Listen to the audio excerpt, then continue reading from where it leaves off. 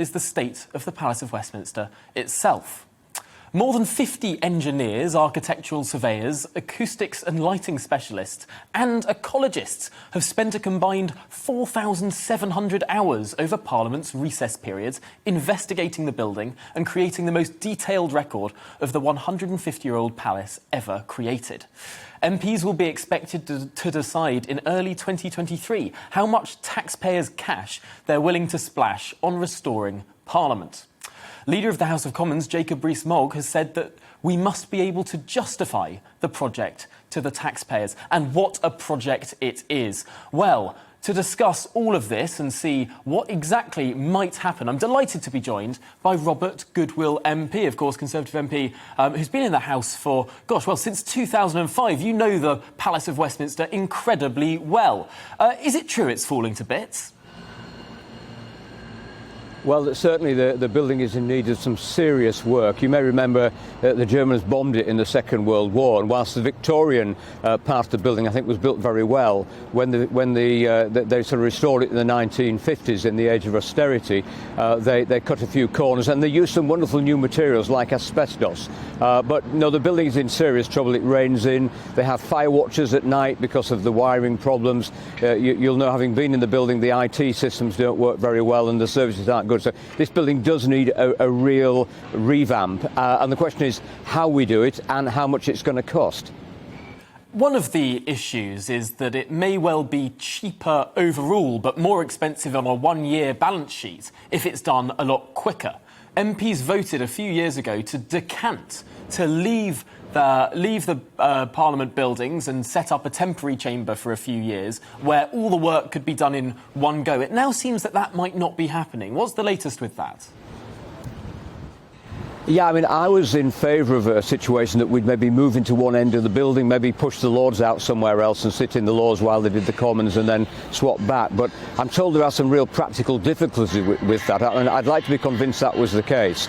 But I think that the best way probably to do it is to turn the whole thing into a building site, to get the work done quickly and for us to decant, hopefully, into an existing building. I'm not very keen on this idea that they're going to build a sort of new temporary chamber costing millions in the back of Richmond House. I think, there are other places. There's the QE2 Centre, there's Church House. I think we should move to another place. I mean, it would be nice to think we could move to York, which was one suggestion, but all the government departments would have to move there as well because ministers need to move between Parliament and the department. So the latest figure I see is £12 billion. That's a lot of money, but I think this is the People's Palace. This isn't the MP's palace. And indeed, if you sort of transfer 10 billion, it's about £200 for every person. So if they did it over 5 years, it's going to be about sort of £40 a year, which is still a lot of money, but there is no possibility we'd just demolish this building and build a brand new building.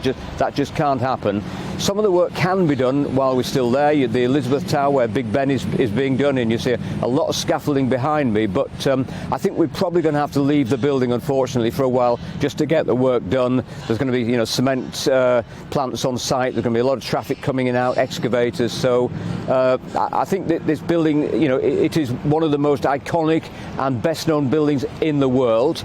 People see it as a symbol of our democracy, and I think the British people understand that to make this building, not just restore it, but make it better and more fit for purpose, is probably something we're going to have to bite the bullet and do. It does seem extraordinary that we've been having these conversations for such a long time now and still no decision has been arrived at. There have been many votes in Parliament about what to do, and simply the can seems to have been kicked down the road. At what point are we going to finally have a definitive decision as to what's being done? Because the later it's left, the more expensive it will get.